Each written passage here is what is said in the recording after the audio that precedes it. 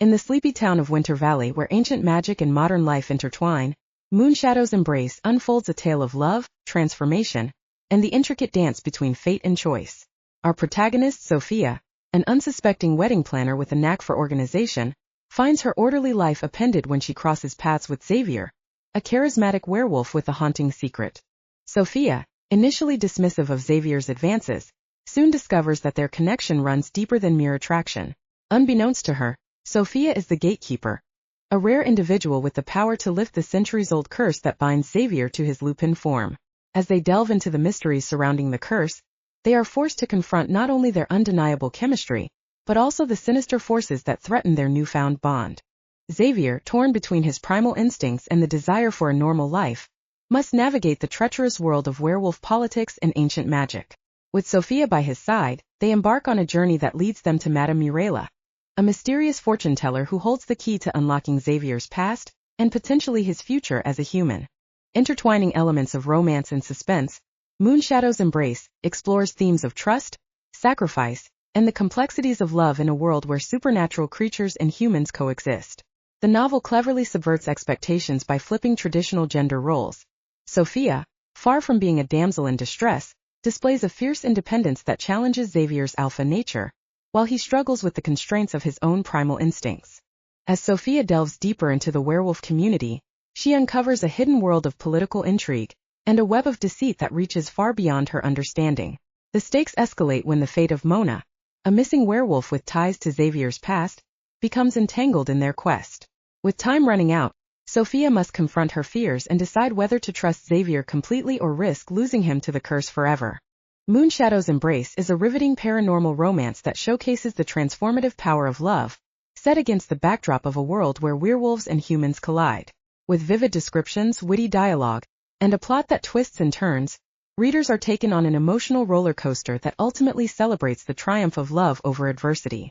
This novel is a thrilling exploration of the lengths one would go for love, and the discovery that sometimes, the greatest battles are fought not with claws and teeth, but with the heart.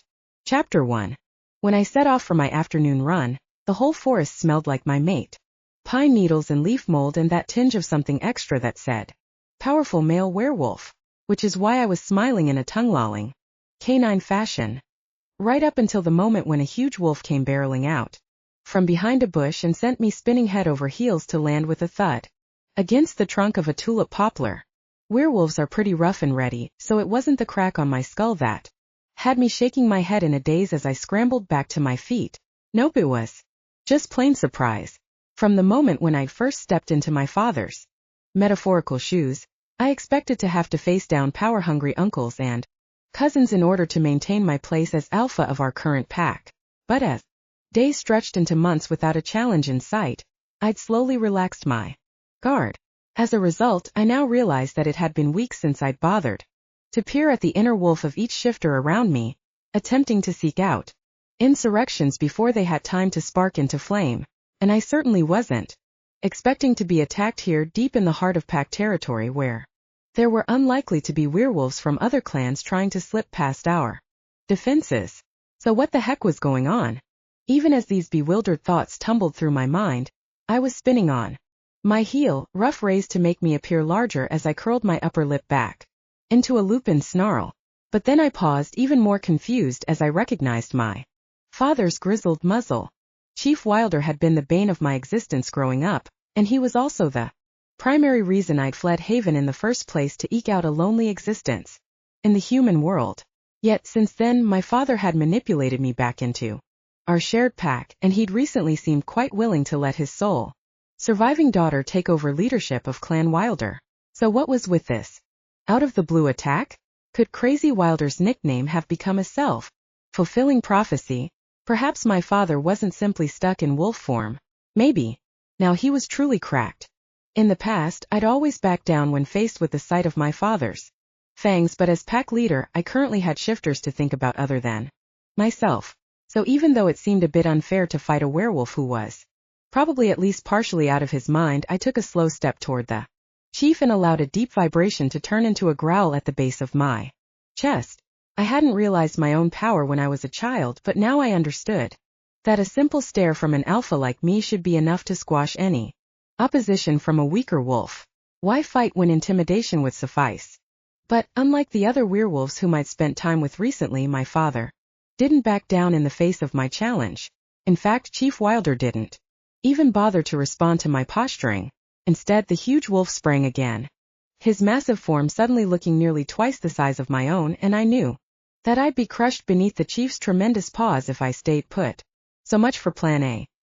Luckily, what I lacked in size and, apparently, in ability to intimidate, I more than made up for in agility, darting aside at the last moment. I snapped at the folds of flesh beneath my father's neck as he soared past, hoping to latch onto this piece of prime real estate. A wolf's underbelly was the ultimate prize in a shifter fight, but the neck wasn't far behind, and I knew that if I could just arrange my teeth on either side of my opponent's jugular, I'd be able to end this struggle before it truly began. But unfortunately for me, the chief was a wily old wolf, and no simple feint could elude his guard. Instead, he turned in midair, teeth snapping menacingly, as his shoulder struck mine with a crack, and we both went down together in a pile of fur and claws. Rolling across the leaves as part of an eight-legged jumble, I managed at last to latch onto the other wolf's shoulder with trap-strong lupin jaws. But I knew from experience that the chief could barely feel the bite through his tough hide, and he certainly showed no signs of being vanquished. So I scrabbled with my hind legs, pushing against my father's belly in an attempt to reach a more delicate zone. The neck or belly would be perfect, but even the skin beneath my father's forelegs would suffice in a pinch. And as I twisted, I felt the chief's body shaking beneath mine, making me think that the deposed alpha might finally be struggling to hold his ground against a younger wolf. However, as I continued to bite and claw to no real effect, I soon realized that I was wrong. My father was simply laughing. In fact, the chief was so confident of his own success that he was willing to give his daughter the opportunity to seek out a winning hold, waiting until I was forced to admit my own failure before ending the fight. Then, just as I finally understood how severely I had been outclassed, the older wolf shook himself, pulling loose from my jaws with ease, and his own fangs sank deep into the tender valley of soft flesh beneath my chin. I yelped at the jolt of pain that rushed through my body, but that didn't prevent me from struggling against my father's grasp. Instead of freedom, though, I felt my hide tearing as a warm trickle of blood started to soak into my fur. Stilling at last, I knew that I was beaten. If I'd needed proof that my father had allowed Wolfie and me to pull the rug out from under him 6 weeks prior rather than being truly vanquished, this farce of a battle was it. How could I have thought that I, a 25-year-old female werewolf, was a match for the legendary Chief Wilder? Even half crazed and unable to ally with his inner wolf, my father could have beaten me with one arm tied behind his back. And as the chief shifted seamlessly into human form, tossing me to the side and exposing my unprotected underbelly with one swipe of a muscular arm, I realized that my assumption that the wolf had completely taken over my father's mind was equally unfounded. Chief Wilder was as powerful as he'd ever been, and I was entirely at his mercy. So, feeling like the cow teenager I'd been a decade before, I instantly returned to my childhood demeanor. Pulling myself up to stand on 4 trembling feet, I cowered beneath my father's menacing form, and with tail tucked between my legs, I whimpered my defeat. As I waited for my father to decide whether to tear out the rest of my throat, I couldn't help thinking back to how accomplished I'd felt when I first set out for my solitary run, separated from my mate and forced to manage a pack of grumpy, traditional relatives. The last couple of months had been a challenge, but I'd been surprised to find that I was able to extinguish both literal and metaphorical fires, darn those yahoos, and to keep my inherited pack on a relatively even keel. Okay, yes, when the lone teenage and 20-something werewolves from Wolfie's pack, the yahoos, ran Aunt Bev's panties up the flagpole, hindering the interpack merger that I was trying to ease the Wilder clan into, it took all of my self-control not to rip out any mischievous young throats, and it was true that the absence of my mate was made more difficult than it should have been, since the Wilder village lacked all modern conveniences, even so much as a simple landline. Rather than broaching the topic of entering the 21st century, though, I'd chosen to keep my focus firmly on community priorities, all the while channeling my inner truant and phoning Wolfie on the sly. To that end, I'd stashed a mobile phone inside a Tupperware container deep in the woods, and when I couldn't bear spending another instant without Hearing my mate's voice, I'd slipped out of my clothes, dropped down to 4. Pause and run. Disgusting. The word that pulled me out of my reverie was gravelly as the chief's human vocal cords protested weeks of disuse, but the old shifter's tone remained as cold as ever, proving that, despite my supposed successes, my ability to disappoint the pack's previous alpha was never ending. Tempting to ignore my father's disdain, I crouched lower to the ground and fought the urge to turn tail and run, instead calming my wolf enough to let my human mind rise to the forefront. Hopefully the two sides of our character working together would be strong enough to get us out of our current situation unscathed. Or, if strength of character wasn't enough to finagle an escape, perhaps we could still ease out of this mess with just a little bit of luck.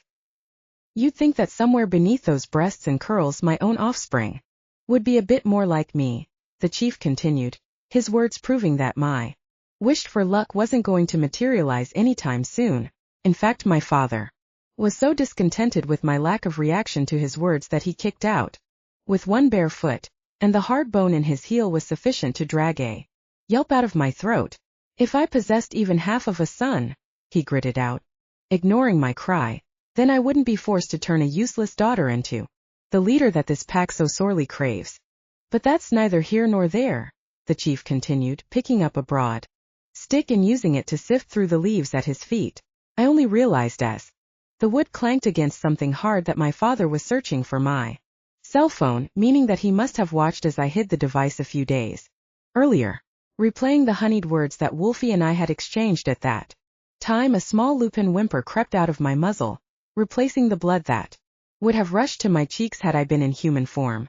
Then I quickly cringed aside, knowing that my father detested any show of weakness from his offspring and hoping to escape another punishing blow. But the alpha's attention was still focused on the Tupperware container, currently protecting the one link I had to the outside world, so I was spared another kick to the ribs.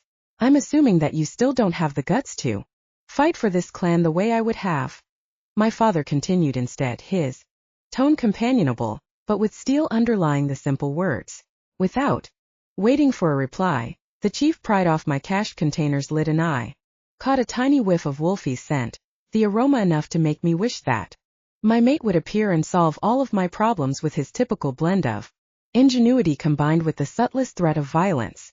But my mate wasn't here. I was feeling decidedly Uncle Ver, and my father was watching me now with the hawk-like stare of a predator assessing his prey. Well?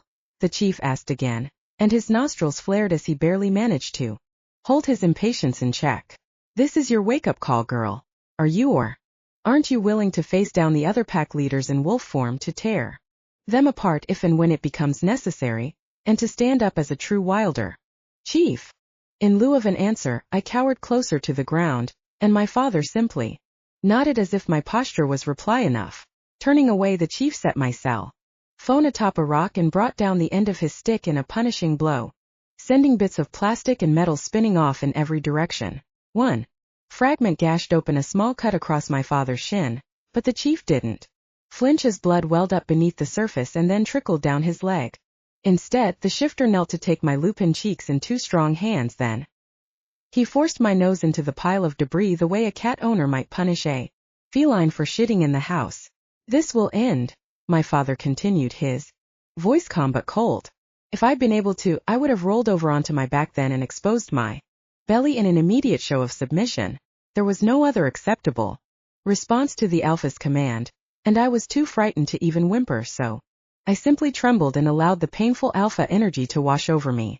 My father was right. Whatever the chief wanted to come to an end would end immediately. I had hoped you might have grown a bit of spine by now, Chief Wilder continued, letting my fur loose at last and leaning back onto his haunches, as relaxed as if we were simply friends drinking beer around a campfire. In contrast to my father, though, I was far from relaxed, and as the chief's gaze drifted away from mine for a split second, I scuttled away to place a few inches between us, then struggled to slow my frantic breathing.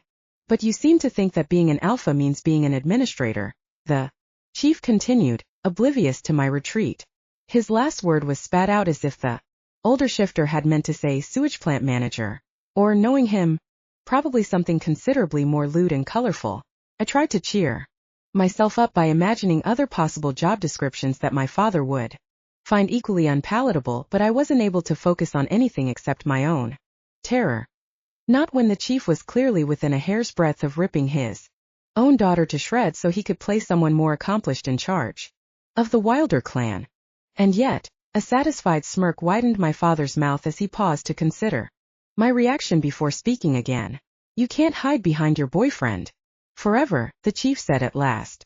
Alpac is coming up and I won't have my clan taken over by an unrelated alpha just because my daughter is too liver to face down the inevitable contenders. So since you can't seem to find your ass with both hands tied behind your back, I've come up with a solution.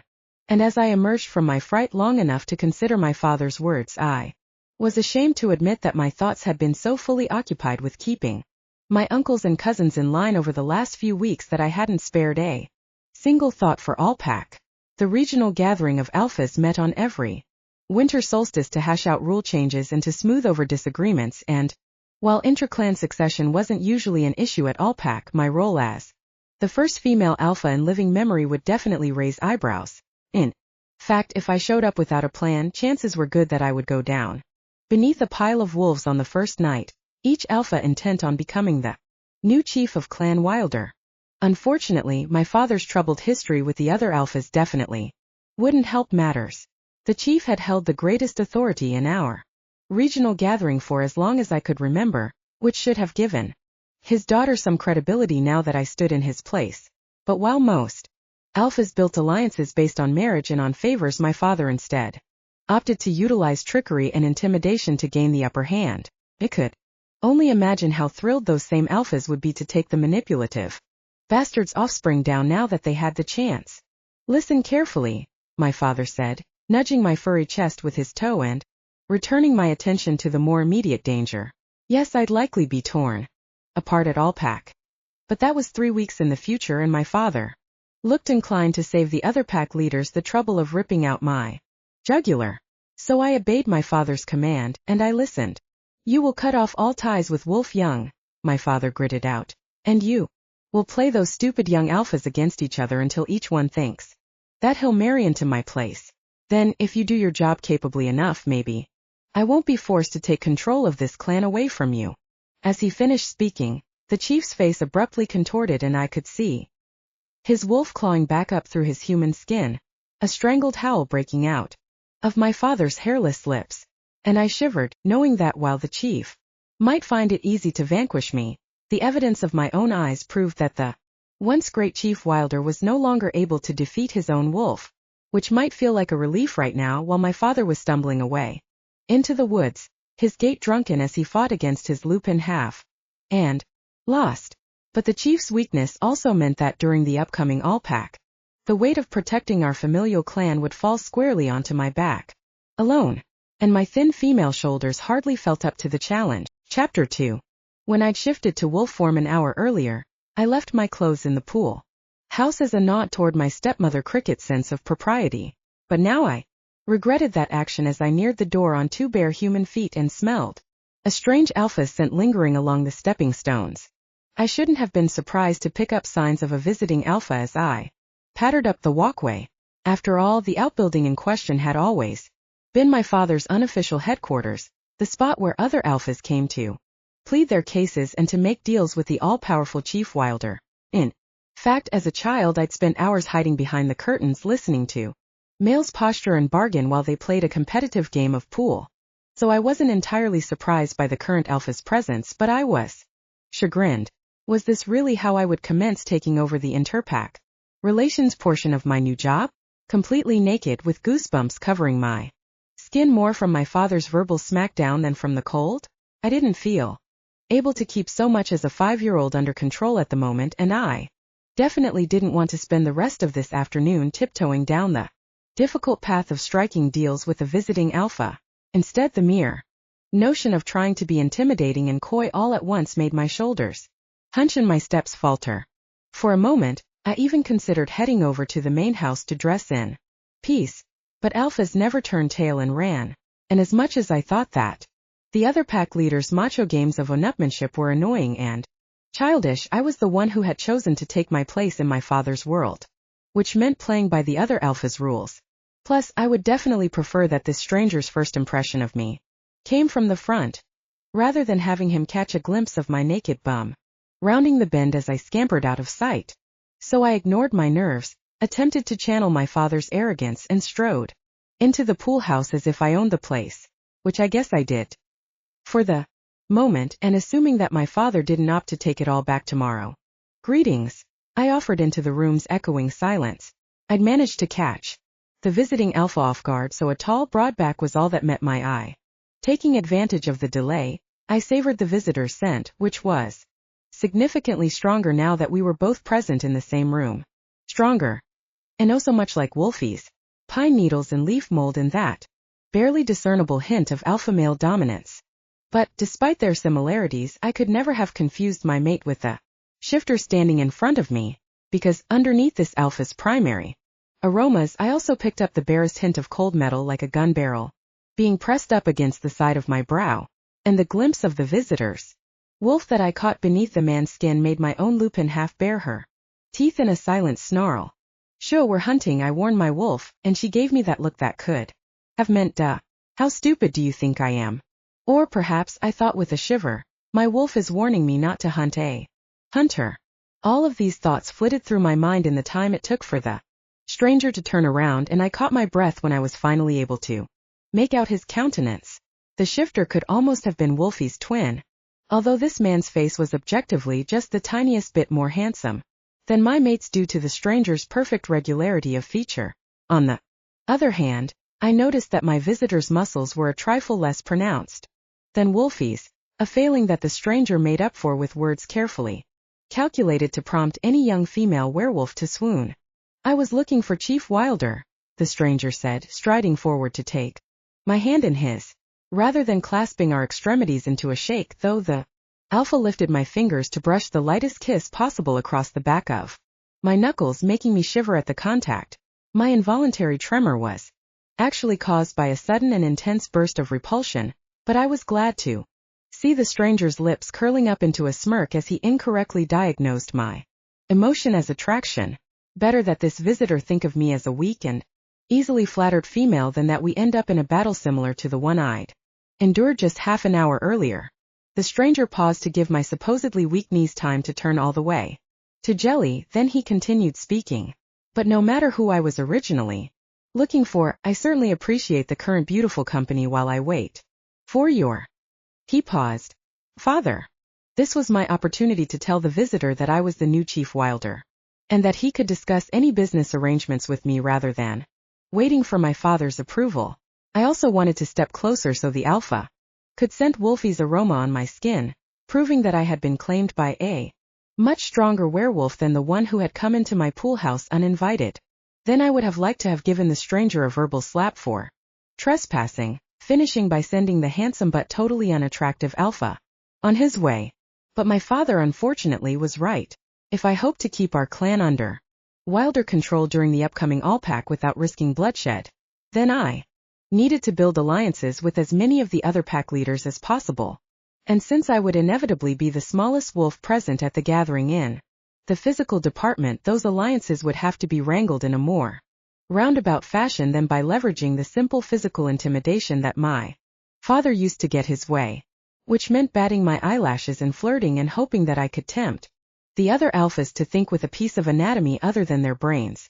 Because, while I certainly had no plans to break my mate bond with Wolfie, regardless of how sticky all pack became, none of the other pack leaders needed to know that, now did they?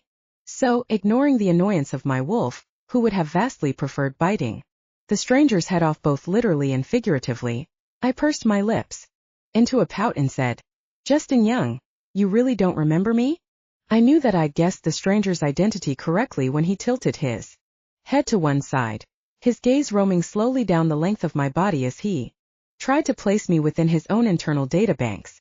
Unfortunately, as the alpha's eyes drifted south, my own attention was drawn back to the fact that I was still completely naked, and I forced my motions to appear coy instead of hurried as I slowly worked my legs into the panties waiting on a chair and then tossed a t-shirt over my head before donning a pair of jeans. It could have sighed in relief at finally placing a layer of fabric between myself and my visitor, but instead I just placed my hands on my hips saucily and waited for the stranger's reply. I would definitely remember you if we'd ever met before, Justin muttered at last, taking a step closer to peer down into my face. As he neared, my wolf overrode my best intentions to flirt, and she instead flashed up into my eyes, dangerously, the barest hint of a growl emanating from our shared lips. Luckily, Justin took our growl as a flirtation rather than as a challenge and, raising his hand in mock surrender, the other alpha backed away and gave me the space to breathe once again. You were courting my sister at the last all-pack that I attended, I reminded the stranger, keeping my voice light with an effort. I'd suspected from the moment when I first smelled this visitor's scent that the man in front of me was a relative of my mate's, and now his reaction to the name Justin proved his status as my least favorite relative-in-law. It was hard to prevent Wolfie's second-hand memories from coloring my words now, since my mate had told me the tale of how the young bloodling he once was had been pushed out of his birth pack by his bullying older brother. My own memories of the alpha in front of me picked up a couple of years later when the same bully had led along my older sister during our all-pack gathering, then had broken her heart when he failed to contact the besotted teenager after the event ended. For both of those wrongs I would have gladly retaliated by scratching out Justin's eyes. But instead I just smiled and pretended not to be disgusted by this shifter who looked so much like Wolfie on the outside, but whose actions painted a very different picture of his internal landscape. Luckily, I didn't have terribly long to consider my visitor's missteps since my sentence had succeeded in jogging his memory of past events.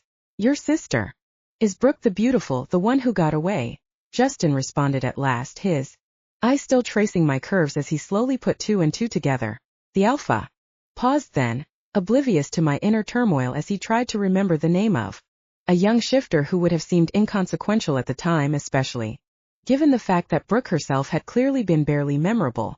But my visitor's recall was keen, even if the nickname he came up with wasn't my favorite. Which would make you Tara the tomboy, he added at last, the alpha's smile so wide that it was obvious he expected to be roundly congratulated for remembering Brooke's kid sister's existence in the first place. Justin the jerk, I could have responded, tossing back the nickname that my sister and I had come up with once the handsome male now standing in front of me had dropped my sister flat. But instead I simply walked over to the refrigerator to pour myself a glass of iced tea, keeping my hands busy so they wouldn't clench into fists at my sides. Just a game, my wolf reminded me, and I relaxed slightly at her silent encouragement. But as much as I'd love to stay and chat with you all day, Miss Tara, Justin continued while I was communing with my inner wolf, I'm afraid I have pack business that really can't wait. Do you know when your father will be available to meet with me? As he spoke, the alpha reached out to take the glass of tea from my hand, expecting to be served with the arrogance of every other alpha male I'd ever met, my mate excluded. And even though I was trying to act like the submissive pack princess that I'd never been, I couldn't resist sliding the tumbler away from Justin's outstretched digits and tipping the cold beverage to my own lips instead. Because while I might be forced to hold my nose and flirt with this male werewolf, I definitely wasn't going to become his servant. My father, I'm afraid, will be unavailable for the foreseeable future, I replied, after Justin had bowed his head in acknowledgement of my minor victory. At Allpack, I'll be taking care of wilder business in his stead. So, I guess you actually came to speak with me. Unavailable. My visitor's tone was confused and I couldn't resist the unkind thought that Justin not only lacked his brother's other positive traits, but that he was also missing Wolfie's acumen. My mate would have read between the lines in an instant, but the concept of a female pack leader was so alien to Justin's mindset that it took him a solid minute to wrap his mind around my words. Even once my statement seemed to be sinking in, my visitor's brow remained furrowed, so I elaborated. My father has opted to step down as leader of Clan Wilder, I said, then took a deep breath and tossed out the lie that I hated to voice, but that I had come to accept as a necessary evil during my run home through the winter woods. At the upcoming Allpack, my father and I will be selecting a mate for me, someone who can help lead our clan into the future. And in the meantime, I'm the acting pack leader. If you like, you may call me Chief Wilder. Then, in an attempt to steer us back onto firmer ground, I asked, were you hoping To speak to my father about all-pack planning. About the location, Justin said absently, and for the first time since I'd come upon my uninvited guest in the pool house, I could see the other alphas. Wolf rise up behind his eyes. Justin's lupin half had been notably absent during our earlier conversation, which was a good sign that my pack princess charade had been at least moderately believable. But now the alpha's wolf was very visible as it attempted to sniff out any potential advantage that he might leverage from the chief's absence from the upcoming gathering. Justin is power-hungry, my own lupin half warned as we waited for our visitor to re-enter the conversation. Be careful. Aren't they all? I thought back grimly, then returned my attention to my mate's brother. The location will be here, of course, I told the other alpha, not waiting for his wolf to finish strategizing. After all, wilders have hosted all-pack for as long as I can remember. The truth was that even though the event was a serious hassle to manage, hosting all-pack had also solidified my father's role as the unnamed head of our regional gathering. No way could I allow those hosting rights to slip through my fingers during my first attempt at standing in my father's shoes. But so many alphas underfoot might be too much for a young lady to handle. Justin countered quickly, his attempt to woo me clearly forgotten as the shifter instead chose to fill the power vacuum that my father had left behind. Perhaps you'd prefer that we hold the event on young land instead? No, I would not prefer giving this bully the status that hosting all-pack would provide. But instead of stating my opinion, I simply looked up at the visiting alpha between my lashes, aiming for enticing and hoping that I at least appeared weak enough to be dismissed as a potential threat. I abruptly wished that I'd paid more attention when my stepmother had schooled me and Brooke on the proper behavior of a pack princess.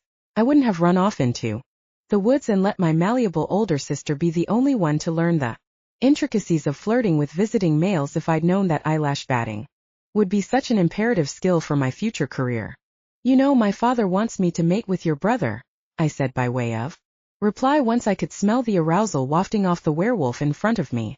I had a feeling that it was time to pull out the big guns, and while sex appeal had worked in my favor initially, sibling rivalry might just be the true deciding factor in cementing my alliance with this unpleasant relative of my mate. My brother, Justin demanded immediately, and I fought down the urge to grin. He'd taken the bait. Wolfie, I confirmed. The chief thinks that another bloodling would make a perfect replacement as leader of the wilder pack. But now that I've met you, I wonder if perhaps you and I might not make a better match.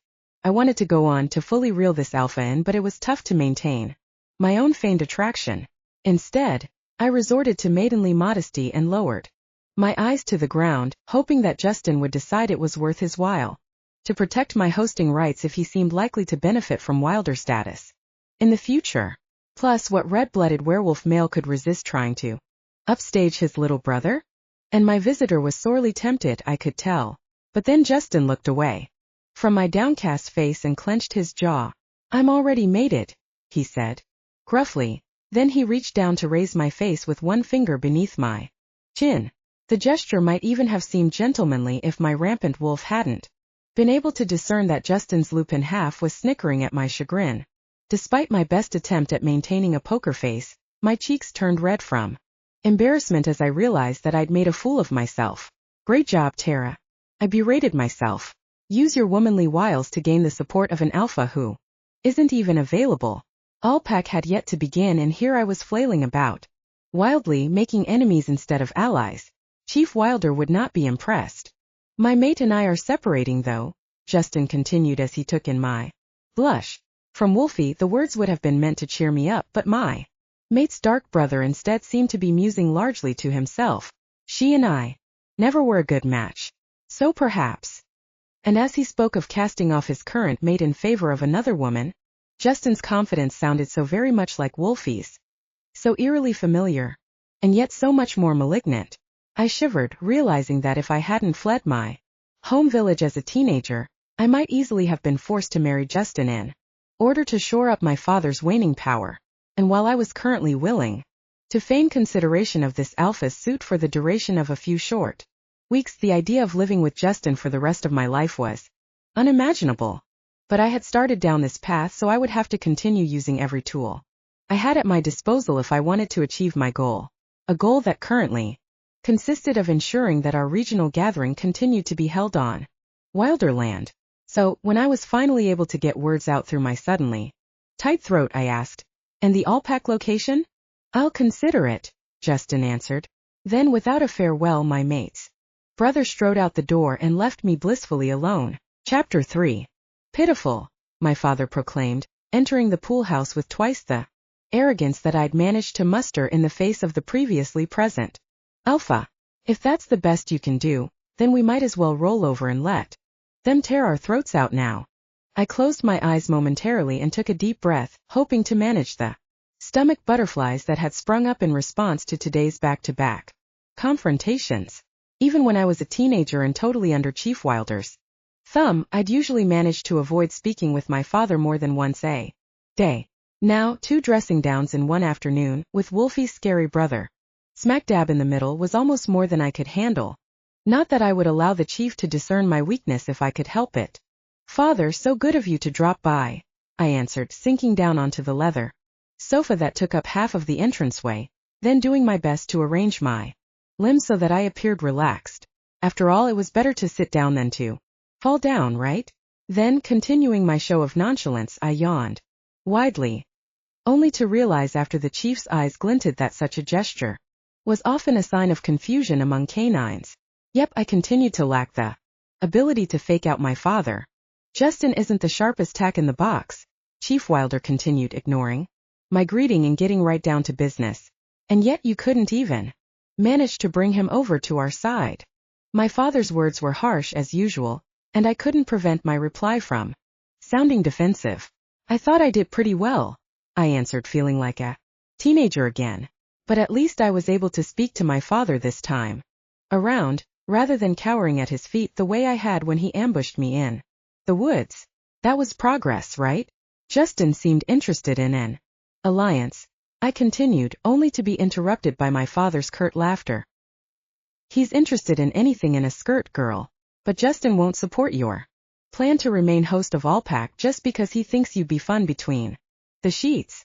If I don't miss my guess, and I never do, the schemer is already working out the logistics of winning over 5 other pack leaders to his point of view. If you don't get a move on, the Youngs will have pulled hosting rights right out from under you." For a moment the terrifying spark went out of my father's eyes, and he dropped down onto the other end of the sofa, suddenly looking like a tired old man instead of like the unquenchable alpha he usually appeared. "I never thought I'd see the day that Wilders would be guests at Allpack," my father muttered, more to himself than to me. "But Justin said that he'd consider supporting us," I answered, my hand reaching out to pat my father's shoulder sympathetically before my rational brain caught up with my emotions and yanked the offending appendage away. Old or not, the chief wasn't one to be pitied, as his condescending snort proved. "I'll consider it," my father mimicked, his voice sing-song.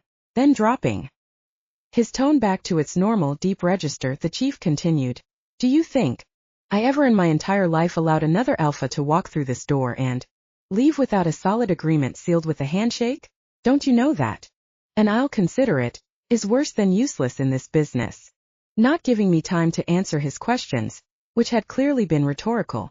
Anyway, my father leapt back to his feet, the wolf already beginning to claw its way up through his human skin. "But that's not why I came to speak with you," Chief Wilder bit out, fighting his wolf even as he spoke. "You'll sink or swim, nothing I can do about that."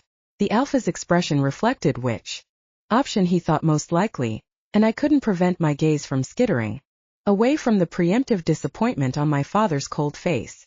"I came," Chief Wilder continued, shaking off the likelihood of my failure the same way a wolf would shed frigid water after a swim, "to warn you not to send one of those half-grown wolf pups to report back to your so-called mate, not if you want them to keep all of their limbs attached, that is, the tail you spun for Justin could explain why those useless mutts are present on Wilder land in the first place, but any back and forth between you and their bloodling leader will only jeopardize our operation."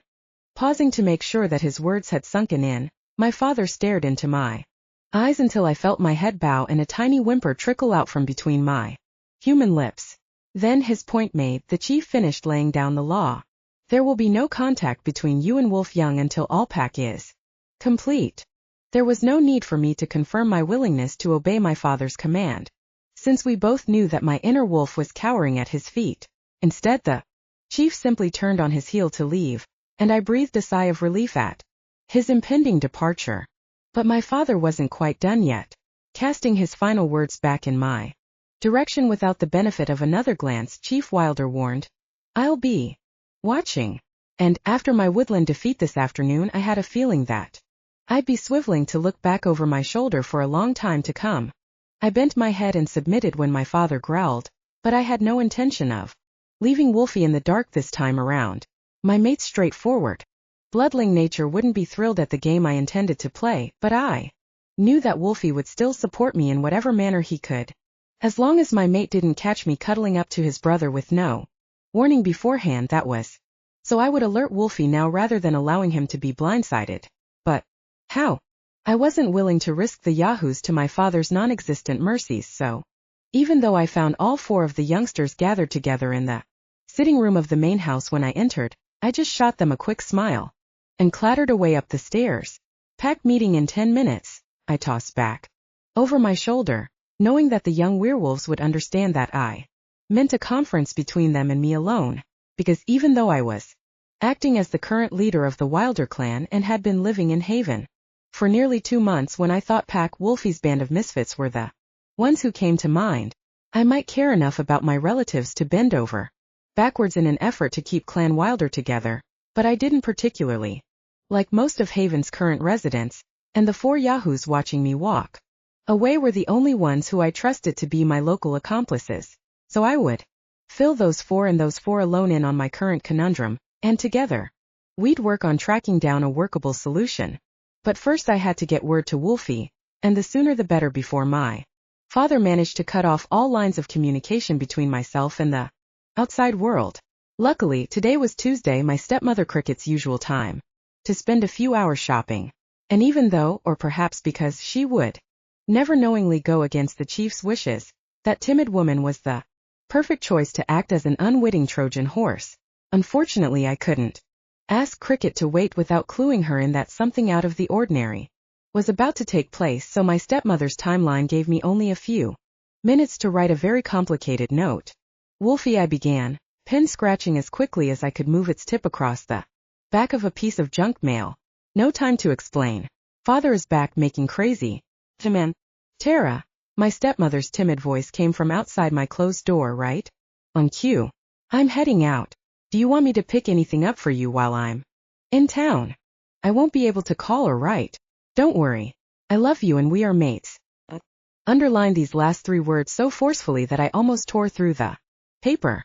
Then I concluded, "Please play along."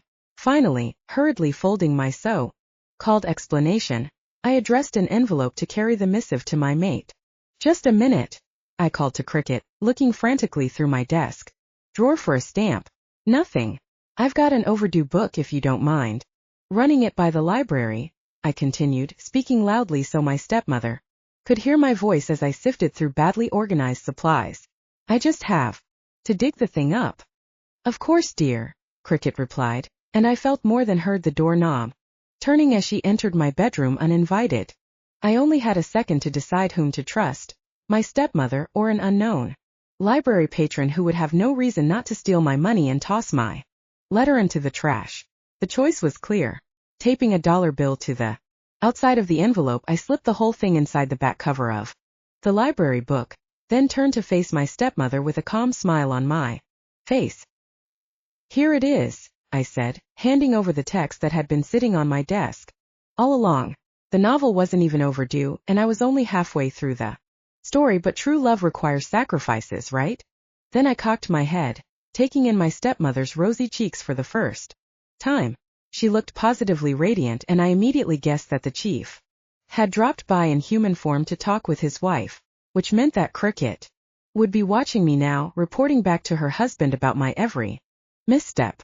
And while I was confident that the timid werewolf loved me in her own unique way, I didn't kid myself into thinking that she had ever gone against the chief's wishes in the past. I certainly wouldn't expect her to start now. "Your father is able to shift again," Cricket exclaimed in response to my questioning glance, confirming my supposition about the cause of her exuberance. If my stepmother had been a more demonstrative woman, she would have enfolded me into a hug, and as it was, one veiny hand did rise to brush against my cheek. "Isn't it wonderful?" the woman added. My father's menacing presence certainly wasn't wonderful from my point of view, but I forced a smile onto my face. Cricket's enthusiasm had the benefit of preventing her from taking a single look at the book in her hands, so perhaps Wolfie would receive my letter after all, and that was wonderful. "So that's the deal," I finished, meeting each youngster's gaze in turn. "We were holed up in my bedroom, the only place where I was certain we wouldn't be disturbed now that Cricket was out of the picture, and I was doing my level best to resemble a pack leader while perching on the edge of my hastily made bed. Across the room, the three young males were sprawled across the other twin bed while the tomboyish Finn lounged at their feet on the floor. But none of the yahoos was as relaxed as they appeared. I'd like to say that the yahoos were patiently waiting for their marching orders, but the truth was that the shifters were simply displaying the modicum of manners required to let their alpha finish making a fool of herself before they rejected every one of my explanations and proposals out of hand. "No way," Blaze said as soon as my mouth closed. Blaze saw the world as strictly black and white. He'd had a hard time forgiving me for my previous betrayal of Wolfie, even though there had seemed like no better option than pretending to be uninterested in the bloodling alpha a few weeks ago when my father kidnapped my nephew out from under my nose. Wolfie had taken the betrayal in stride, but his youngest yahoo had given me a bit of a cold shoulder ever since, and I'd known that Blaze would be equally horrified at the concept of me spending the next few weeks flirting with every eligible bachelor in our region, and while I would have been glad to be proven wrong, the yahoo didn't disappoint. "That's not fair to Wolfie," Blaze continued. "Do you have a better idea?" I countered, then added, "And I did send him a note." "A note?" Blaze rebutted. "I sure hope my future mate never sends me a note to say that she's going to be kissing on my brother. But not to worry, she loves me more." I blushed, Blaze's words remarkably close to the ones that had made up my 30-second letter to my lover, and while I hoped that my mate would be able to plumb the depths of his calmer temperament in order to read between the lines both of my note and my upcoming behavior, I was well aware that it would be a tough sell for Wolfie to watch me sniffing around other males. Definitely would have loved to come up with a better solution, but my father wasn't the only one pushing me toward this underhanded method of maintaining Clan Wilder's status. There simply didn't seem to be any other way to hold our pack together. Well, no other way except the obvious. What's the point of all the cloak and dagger stuff anyway? Glenn spoke up before I could muster a reply to his friend. "If there's a challenge, we'll win it. Right, guys?" Blaze slapped his pack mate on the back in enthusiastic support, but Fawn, Wade, and I exchanged solemn glances over the duo's exuberant heads. Wade was almost too old to be a yahoo, while Finn lacked the testosterone that made fighting against long odds sound like fun, and I could see that both understood the situation in a way the younger guys didn't. Because the sad truth was that, even if Wolfie's entire pack piled on to help the Wilders out, there was no way we'd win against 8 established packs. Instead, if our combined forces tried to fight that battle head-on, I would quickly be deposed as pack leader, and the recuperating Wilder village would turn into an overtaxed territory under the thumb of whomever came out on top. Since Haven had already seen better days as a result of Chief Wilder's increasingly unbalanced nature over the last few years, we really didn't have any resources to spare. And that wasn't even considering the worst-case scenario. I vividly recalled the Green Clan taken over by force when I was just a kid.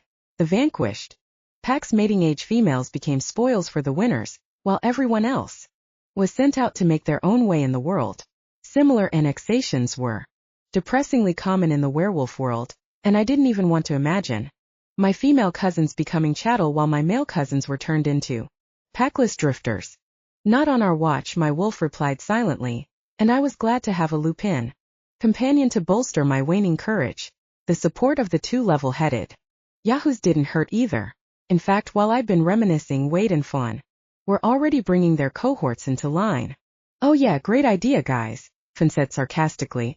Although the young woman was half-human and only 20 years old, she still had all 3 of the other yahoos wrapped around her little finger, so Glenn and Blaze were quick to quiet under her scolding gaze.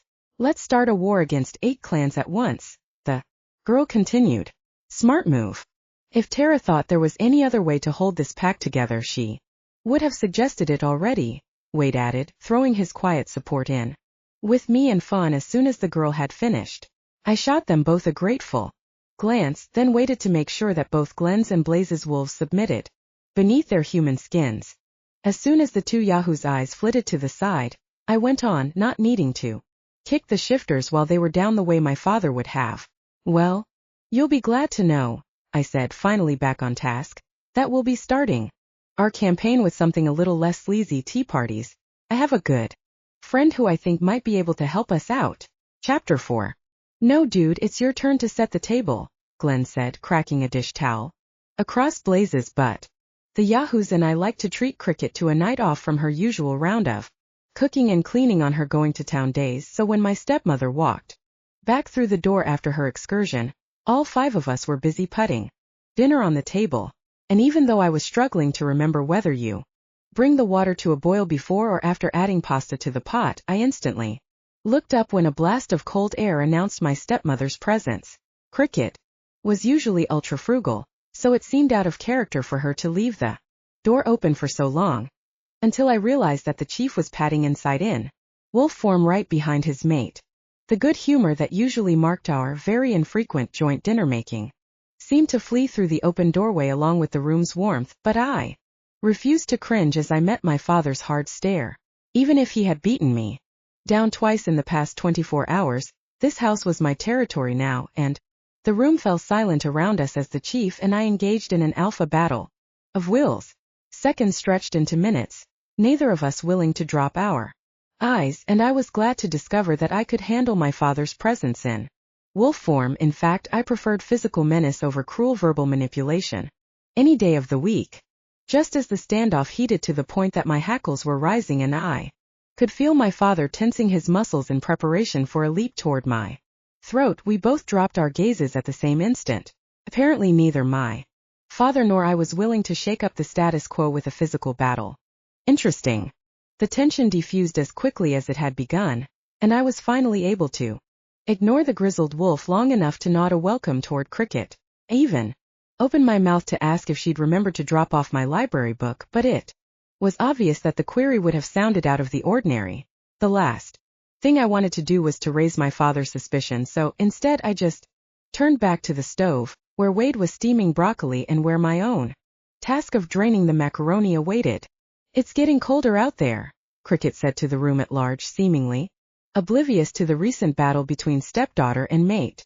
Her voice was still vibrant with excitement at Chief Wilder's presence, but the rest of us breathed a sigh of relief when my father turned away and stalked over to lie down on an understuffed pillow beside the fireplace. I couldn't help noticing that my father's gait had become a bit stiff over the last few weeks, probably the result of sleeping out on the cold, hard ground of the woods while he let his wolf run wild. But it was hard to pity the old shifter when the temperature of the room seemed to drop by another 10 degrees every time the chief glanced my way. Do you remember my friend Camilla? I asked Cricket, trying to push my father's presence out of my mind so I could focus on planning the first foray in my clan protection campaign. Camilla was 5 years younger than me, third cousin whom I taught to climb trees and ford creeks when we were both children. I hoped that the spunky girl might have grown into an adult willing to help bring women's lib to werewolf society, but I hadn't seen or heard from her in years. Cricket, though, was more tuned into pack gossip and was bound to know where the young woman had ended up. Of course I remember Camilla, my stepmother replied, hanging up her coat and crossing the room in time to deftly push Wade out of the way and refill the pot of water beneath the broccoli before it completely boiled dry. She's married now, with 2 little ones of her own. Why do you ask? I just thought I might drop by to visit her, so I'll have a friendly face to look forward to at all pack, I answered ingenuously. As I spoke I could sense my father's nose lifting from his paws, the wolf's hard eyes focusing on my back. So be suspicious, I thought silently. It's perfectly acceptable behavior for a pack princess to go visiting right before all pack. What a perfect idea, Cricket answered, taking my words at face value and not realizing that I'd never randomly dropped by a childhood friend's house in my adult life. The woman returned the broccoli to Wade's dubious care and then opened the cabinet to pull down the glasses that Blaze had forgotten in his rush to get table setting out of the way so he could return to his card game. Camilla married outside her pack though, my stepmother continued as she finished the youngest Yahoo's job, and I shot Blaze a quick glare to make sure that he realized I hadn't missed noticing his laziness. The youngster avoided my gaze but still leapt up to take the napkins he'd also forgotten out of Cricket's hands. So she's not a Reed any longer? I asked Cricket. That was a shame. The Reeds weren't one of the most powerful packs in our region, but since their clan had been founded by my father's cousin-in-law, the Reeds tended to back up the Wilders as a matter of course with no manipulation or intimidation required. I'd hoped that my visit to Camilla would allow me to feel out whether that support would extend to an unconventionally gendered Wilder alpha, but it still wouldn't hurt to visit my third cousin no matter which pack she'd ended up in. No, it's Camilla Walker now, my stepmother replied. Our dinner was basically ready, but the woman was incapable of sitting still while anyone else worked. So she busied her hands by pulling a hefty serving of raw hamburger meat out of the fridge to warm for her mate. As Cricket nuked the food, I spared a glance for my father, and saw that his gaze was following my stepmother's hands just like a hungry canine's might, his animal mind clearly at the fore. I should probably finish up this information gathering session before the chief becomes interested in me once again, I mused, surprised to be drifting beneath the overbearing alpha's radar in the first place. Well, that's even better, I told my stepmother, since the Walkers live so close by. In fact, if you don't have anything you need me to do tomorrow, I think I'll go see Camilla in the morning. Of course, dear, Cricket answered. Then, just as I started to relax and to believe that I'd really gotten my plan approved right under my father's nose, the chief growled. The sound was so quiet that you wouldn't have thought the Yahoos could have heard it over their card game. But once again our homie Tableau froze in mid-action as Cricket questioned Chief Wilder with her eyes. And when the older woman turned to me, the command that was lacking in her voice was solidly enforced by my father's cold stare. Be sure to take one of your uncles or cousins along with you though, if you don't mind, Cricket added kindly. It wouldn't do for a pack princess to be wandering about alone. Busted. So there'd be no open discussion of my dilemma on the morrow nor any surreptitious phone calls to my mate. But even with a chaperone dogging my heels, I could still attempt to win the Walkers over to my point of view. Bowing my head toward my father, I accepted his manipulation. But we both knew that I wasn't willing to entirely submit. This confrontation at least had been a draw. Camilla greeted me warmly when I showed up unannounced at Walker headquarters the next day, but the sleek pack princess wasn't at all the person I'd expected my bedraggled younger cousin to grow into. Tara, the well-dressed young woman exclaimed, pulling me into a deep hug and ignoring the werewolves lingering behind my back. In the end, I'd chosen 3 companions to join me on this first information gathering session, figuring that if I had to be babysat, my cousin David would be the best choice. Out of a bad lot, I'd then diluted my cousin's sobering effect by adding Fawn and Blaze to our party. Actually, I would have preferred to have Wade along for backup, but I shuddered to think of what the 2 youngest Yahoos would get up to if left in charge of the Wilder clan in my absence. So Blaze it was. I'd also considered my companion's ability to hold their own in polite conversation when making my selection, but it seemed that I'd overthought the arrangement in that department. Camilla's gaze flitted over the trio quickly, seeming to dismiss the males as bodyguards and Fawn as a handmaiden without needing to take a closer look. Come on in and have some cookies, Camilla said as she released me from the hug, and I almost thought the familiar words were emanating from my stepmother's mouth. When had my tomboy cousin turned so domestic? I'm sorry to show up out of the blue like this, I offered, realizing my lack of manners even though Camilla was too polite to point out my flawed behavior. I'd been unable to call ahead due to the Wilders' backward stance on technology, but the Walker clan was clearly of Wolfie's school of thought when came to modernity, and my third cousin probably would have expected a phone call to precede my visit. In fact, as we'd driven up to Camilla's home, I'd been surprised to realize that my cousin's new pack lived within a suburban, middle-class neighborhood, in which shifter residences were peppered between those of unrelated humans. Probably due to this proximity to non-werewolves, I hadn't seen a single shifter in wolf form as we passed by, which probably made living here feel a bit stifling to the inhabitants, but perhaps the contact with non-lupin humans also boded well for the walkers' willingness to support a female pack leader. I could only hope that would be the case. My hostess wasn't fazed by the lack of advance notice, but as she welcomed me into her perfectly decorated home, I was a bit fazed by how fully my friend had embraced motherhood. "I'm always glad to see you, Tara," my cousin said, turning on a kettle for tea at the same time that she fended off the reach of a sticky toddler who seemed inclined to take the whole plate of cookies away with him. The child was old enough to talk, and I counted backwards quickly, realizing that my cousin must have been mated and pregnant before she turned 17. How had the spunky youngster I'd once known learned to toe the party line so quickly? As Camilla and I made small talk, my companions faded into the background, evidently realizing before I did that Camilla wasn't going to invite them to sit down and partake of the offered snacks. I resolved to stop and buy my companions an ice cream cone apiece on the way home, and I felt especially sorry for David, who had harbored a bit of a crush on Camilla back in the day.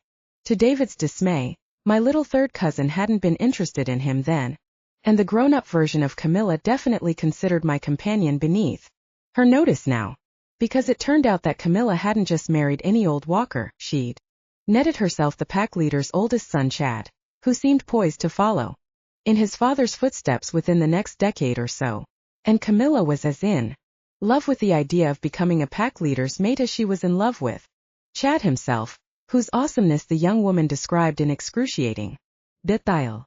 "But you aren't honestly telling me that you haven't found a mate yet?" Camilla asked at last, her effusions finally petering out at the same time that our gossip about common acquaintances died down. My wolf whined silently, and I agreed with her. The current distance we were forced to maintain from our own mate felt even more painful in the face of my cousin's obvious marital bliss.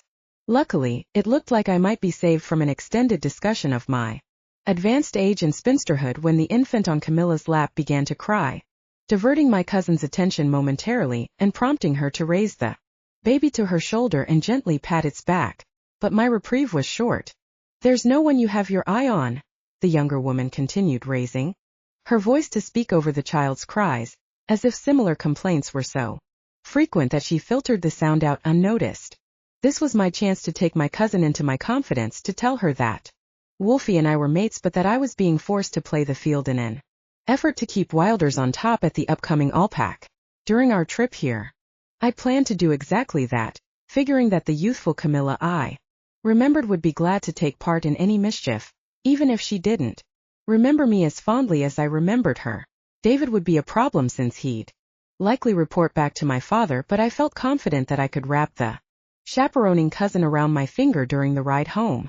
But now, I wasn't even sure if I could count on Camilla to back up my stance as pack leader in the first place, let alone to ask her husband to do the same, and I definitely didn't feel comfortable spilling my guts to this 20-year-old Madonna over tea and cookies. So instead I evaded the young woman's gaze and gathered my thoughts, trying to decide how to respond. Even with her hands full of baby, my cousin saw right through my budding artifice and laughed. "There is someone," she teased, "and he must be almost as handsome as Chad from that look on your face." "But what? His pack doesn't want you? Your father doesn't want him? Or is the lucky guy a young?" Camilla had unintentionally brought up a sore point that I hadn't even taken into consideration during Wolfie's courtship 2 months prior. Now I remembered that, although 10 clans came together each year for Allpack, only 4 were heavy hitters.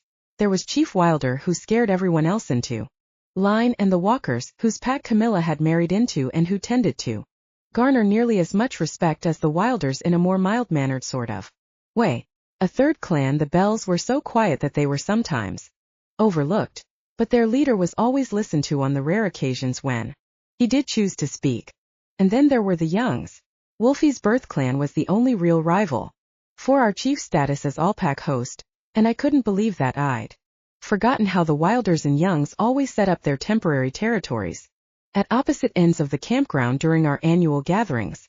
It had been so long since I tried to wrap my mind around interpack dynamics that I hadn't recalled how my family often intermarried with other packs, but never with the Youngs. If there was a Hatfield and McCoy situation among the local werewolf tribes, then the Wilders and Youngs were it. And now I realized that, although my life had seemed complicated at the time, my initial meeting with Wolfie had gone remarkably smoothly, all things considered. We had both been so blissfully unconcerned with our clan's head butting, and we'd had so few pretensions of power outside our respective packs, that our mating appeared easier than it probably should have been. Now, playing the role of a pack princess, I realized that the idea of me being attracted to a young was really quite scandalous. He is, Camilla crowed, watching these thoughts flit across my face and drawing her own conclusions. Oh, I can hardly believe it. You've fallen for a young. And even though it felt underhanded, knowing that Camilla was drawing the entirely wrong conclusion from the facts presented, I nodded. Yes, I could honestly say that I was sorely attracted to a young. Chapter 5. But that's really not why I came to speak with you, I said at last, drawing us back toward the topic at hand after Camilla had wandered off onto another tangent, this time about Justin's extreme attractiveness.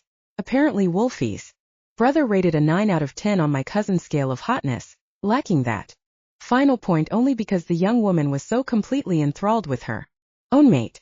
A mate who came bounding in the door before I could drag Camilla back onto a more appropriate conversational track. I was surprised to find that, despite Camilla's protestations about his beauty, Chad was barely older than the yahoos and still had that gawky, ungainly aspect that young adult shifters tended to sport when they were still growing into their wolf bodies. Meanwhile, a glimpse of Chad's lupin half, who was busy wagging his tail and leaping up in excitement, made me immediately warm toward the young shifter. All told, Chad seemed to be one of those rare alphas whose wolf felt no need to prove his dominance to the world, and I realized that my third cousin's mate reminded me a bit of my own. And who is this beautiful shifter? Chad asked after the joint gaze of adoration that he initially exchanged with his wife finally came to an end. The young alpha's eyes were sparkling with good humor that turned the sentence into a compliment rather than an attempt at conquest, and I could tell that the words warmed me and Camilla alike. She must be related to you, Cammy. Darling, the shifter continued, to house such a beautiful wolf. Turning away from me once again, the young shifter bent down to kiss my cousin on the lips rather than letting her reply, which gave me the time I needed to cover up my surprise. Although all alphas could catch glimpses of others' wolves, Wolfie and I were the only ones I'd met who regularly did so while our human forms were in control. In contrast, most dominant wolves tried to dominate their wolves with their lupin halves so firmly suppressed. Those shifters weren't able to take advantage of the wolf's advanced senses, so they were seldom able to peer beneath the surface and understand what another shifter was up to while both were in human form. I thought that Wolfie and I were unique in having developed an equal partnership with our lupin halves, my own skills having been learned by painstaking emulation of my mates. But apparently I'd been wrong, because speaking with his exuberant wolf was the only way for Chad to have known what my own lupin half looked like, and I had the feeling that his compliment hadn't been idle praise. My estimation of Camilla's young mate rose in an instant, but so did the hairs on the back of my neck. If Chad could discern my wolf, then I couldn't really afford to lie and have my deceptions revealed by my lupin half. After all, while my wolf was handy to have around, she was incapable of standing behind my untruths, and her lack of deceit would make the rest of this conversation tricky at best. Perhaps it would be smarter not to broach the subject of my role as pack leader after all. Doesn't matter, my wolf said shortly. He's a besotted puppy. Look. At my wolf's command, I peered more closely at Chad and Camilla as they slowly broke out of their shared embrace, and as I did so, I could understand my wolf's point of view. The duo's lupin halves were so firmly focused on each other that it was a wonder Chad had been able to notice his visitor's wolf at all. Hopefully, the young alpha would be too busy casting puppy dog eyes at his mate during the rest of my short stay as well, and wouldn't notice that I wasn't quite on the up and up. But despite Chad's lack of focus, I still wanted to take my leave as quickly as possible just in case. And as I was mustering the words for a polite farewell, Chad settled down onto the arm of his mate's chair and speared me with a level gaze. So why did you come to speak with my mate? He asked. And although the young alpha's words were still cordial, I could tell that he hadn't missed a trick. My cloak of invisibility appeared to have abruptly turned opaque. I'm Tara, Chief Wilder's daughter, I said by way of introduction. And Camilla's third cousin. I added when Chad simply sat silently and watched me. With that intense predatory gaze. His lupin half was all business now, barely expending the energy required to wag its tail when Camilla dropped a wifely hand onto his knee, which is when I became positive that my plan to slip away without any explanation had become a pipe dream. Like Wolfie, Chad was far too perceptive to be blindsided by my evasions, and the young alpha also wasn't willing to simply let the matter go. And you're my distant cousin, however many times removed as well, I'm sure, Chad replied, dismissing our relationship out of hand and continuing to peer into my face. The alpha wasn't precisely threatening me, but I could still feel my wolf growl beneath his intense gaze, which seemed to cut right through my skin and that of my wolf in order to read the contents of our shared soul. I was nearly as agitated as my lupin half was at the other alpha's regard, but I did my best to soothe my inner wolf, not wanting to spark a confrontation with someone whom I had hoped might become an ally. Not that I held much hope on that front anymore, since Chad definitely didn't seem very amenable to wilder advances at the moment. Behind me, I heard a scuffle as my forgotten retinue started forward, only to be halted by the shifters who had trailed Chad into the room. The young alpha. And I looked up at the same moment, catching Blaze about to punch one of the Walker shifters, and I halted the hothead with a quick glare. Immediately, Wilder and Walker youngsters all dropped back into feigned nonchalance, trained well enough to be chastened by glances from their respective alphas. And as I turned my back on our now peaceful retinue, I almost thought Chad graced me with the barest hint of a smile. Or perhaps I just caught the tail end of the approving glance that he was sending toward his own underlings. Because once our gazes met again, they locked and didn't let go. Tara and I were friends growing up, Camilla interjected, her head cocking to the side as she tried to figure out why her husband and visitor had suddenly gone so very still and strained. The sweet young shifter was too submissive to be able to tease out any clues from our wolves, but I could tell that she had picked up on, and was surprised by, the tension emanating from her usually easygoing husband. Tara just came by to catch up, the girl added, shooting worried glances between me and her mate as she tried to break the ice. Cammy, anyone would be lucky to catch up with you, Chad said almost absent-mindedly, not once taking his eyes off mine. If he'd been in wolf form, the young alpha would have been circling around in front of his mate, shielding her from potential danger, and I could tell that he wished Camilla was no longer in the room. But I suspect Tara is here with something else entirely on her mind, something pertaining to Allpack perhaps. Darn my easy blushes. I could feel my cheeks heating up as the young alpha guessed correctly, and I immediately regretted being the cause of the downcast expression that drifted across Camilla's usually sunny face in reply. I was as Machiavellian as my father, manipulating other werewolves to make them do my bidding, and I felt like scum for using my little cousin in such a callous manner. But since my face had admitted as much, I figured that I might as well come clean. You're right, I told Chad while keeping my eyes on his mate. I came here to ask for Camilla's help. You see, my father has finally decided to live up to his nickname of Crazy Wilder, so I've taken over his pack. But I know a female pack leader will have a tough road to hoe at Allpack, so I was hoping I could count on Walker support to ensure that I remain host of the gathering. Pack leader? Really? Camilla asked, and I couldn't tell whether my younger cousin was astounded at my cheek or whether she still maintained enough of her previous willful ways to be excited about my unconventional profession. But before I could reply, Chad got there first. But Wilders aren't hosting Allpack this year, he said, pulling a letter out of his pocket at the same time that he pulled the rug out from under my feet. Young Czar. I shouldn't have been able to tease one faint odor out of the scents flooding the air, but I swore that I could smell the hint of gunmetal on that piece of paper from across the room. In response, deep within my mind, my wolf growled, and I could tell that Chad had picked up on my lupin half's agitation since he raised one eyebrow while waiting for my response. Wordlessly, I held out my hand for the offending missive, not wanting to read the words but unable to prevent myself from doing so, because trying to finish this conversation without seeing what Justin had written was akin to driving past a car wreck without at least glancing out the window to discover whether anyone had been hurt. Pretty much impossible. Chad handed over the letter soundlessly and then watched with keen eyes as I unfolded the single sheet of paper. From the mingled odors, leaf mold, pine, needles, peppermint, and that tiny hint of gunmetal. I guess that Justin had dictated the letter but signed it himself. Unsurprising behavior since I recalled how frequently I'd taken dictation for my own father when the time came to send out notifications to the other 9 clans each year. Our annual invitations were one of those complicated facets of Alpac that would have made no sense to human bystanders. Werewolves like to keep their options open, so the choice of who would become that year's host was never decided by something as simple as a vote. Instead, the alpha, who considered himself the most dominant leader, simply sent out invitations to all and sundry, and on the rare occasion when someone else felt compelled to challenge the first right to host, another round of invites would go out from a different clan in reply. Then backroom deals would be struck all across the region until everyone had RSVP'd to a single clan, denoting where the event would actually be held.